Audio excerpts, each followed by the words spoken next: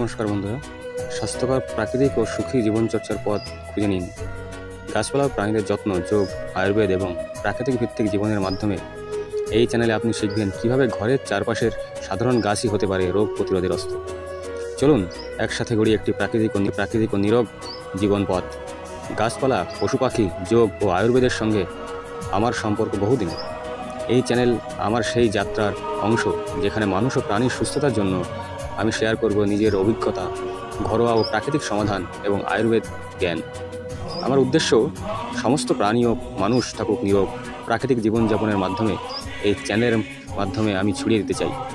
নমস্কার বন্ধুরা, আমি লিটন মল্লিক, একজন সিভিল ইঞ্জিনিয়ার ও আয়ুর্বেদ উদ্যোক্তা।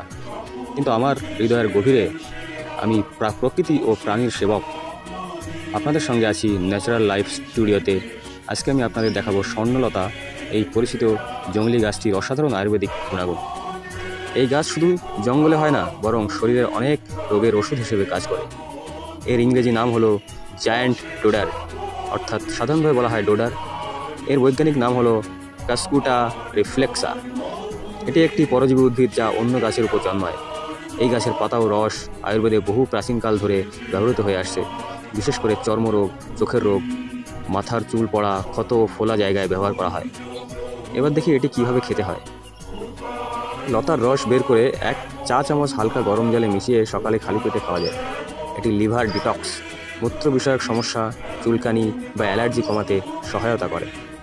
তবে অবশ্যই দিনে 2 বারের বেশি খাওয়া উচিত নয় এবং 7 দিনের বেশি না খাওয়ার পরামর্শ দেওয়া হয়। এর বাহ্যিক ব্যবহারও আছে। পাতা বেটে রস করে সরাসরি লাগানো যায়।